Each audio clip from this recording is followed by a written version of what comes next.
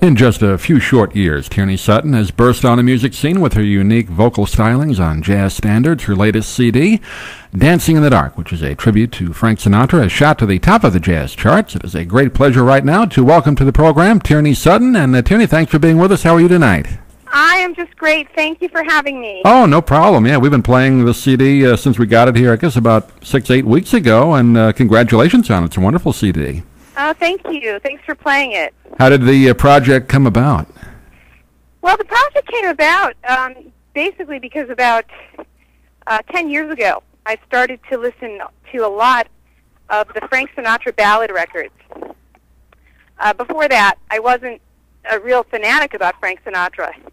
And when I listened to the work that he did with Nelson Riddle and Gordon Jenkins in the late 50s and early 60s, that was it. I was just totally sold that he was one of the greatest singers ever to live, especially the ballad work. So I wanted to do a CD that paid tribute to that stuff.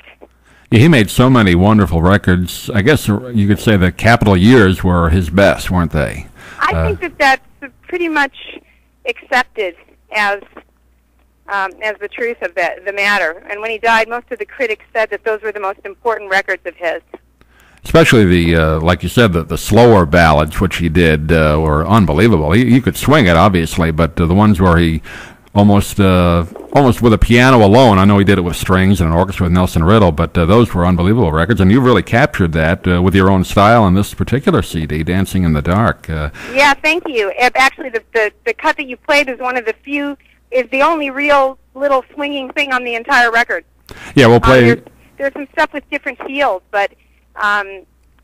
you know, I really wanted to pay tribute to the ballad work, the real what the New York Times critic called the wrist slashers. Right. That's what I like. People who are going through breakups or something like that, it's good music to listen to, isn't it?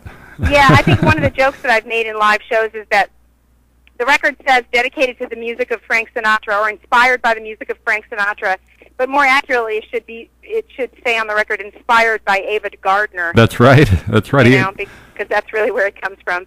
Yeah, I guess that marriage had broken up around the early 50s, wasn't it? And that's when he went into the studio and recorded a lot of these great songs. Right. Yeah. Right. Those came at that time. And I think that what moved me the most about those records is that despite the fact that Sinatra became kind of this, you know, personality that was seen, at least when I was growing up in the 70s and 80s, as sort of, you know, the man that everybody wanted to be and all the girls liked. In those records, you really experience a different side of him because I feel his heartbreak and I feel the total sincerity of it. Mm-hmm. Yeah, you really could feel it, yeah. Yeah, and it's just a universal emotion, and he was a singer of such incredible quality at the height of his powers when he did those records. So. And unbelievably, when you look back at the history of Sinatra, he was so huge in the late 30s and the 40s, and then he was almost persona non grata around the early 50s. He couldn't get a job, and then he finally got back into the movies with From Here to Eternity, and then the recording career picked up again. So yeah, right, and that's why I really wanted to do this particular record with these kinds of songs like Only the Lonely, or I Could Have Told You, or I'll Be Around, because they were made at I think they are his finest work, and they were made at a time when he was the least famous of all of those years. Yeah, so he really was uncovering some stuff. He really was fighting his way back into his career at that time. And of course, Dancing in the Dark, I want to tell our listeners, it's on the Telarc label. So if you were looking up on the internet, also you can go to your website as well, TierneySutton.com, and order it off of that. You can also check out Christian Jacob's website, ChristianJacob.com. Great. And I know you were down here not too long ago in Sarasota in April, weren't you? Over at the Opera House.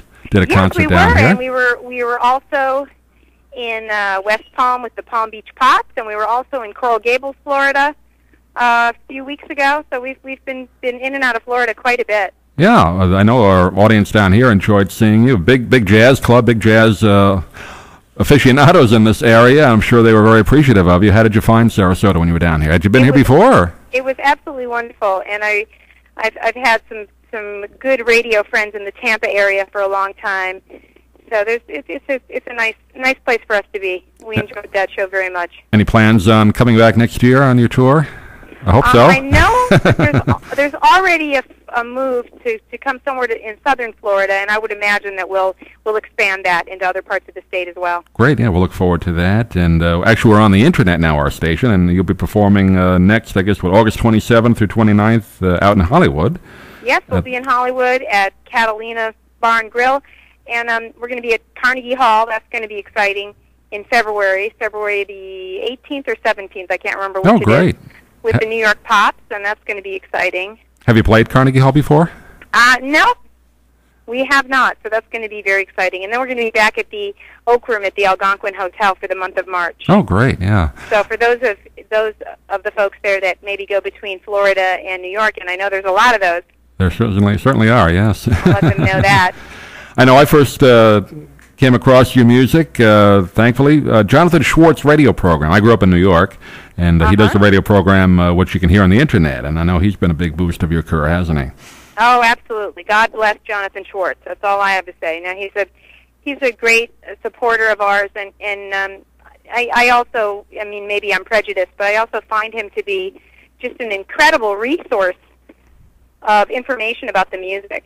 And I consulted with him quite a bit about the Sinatra record, knowing that he's one of the primary Sinatra files, really.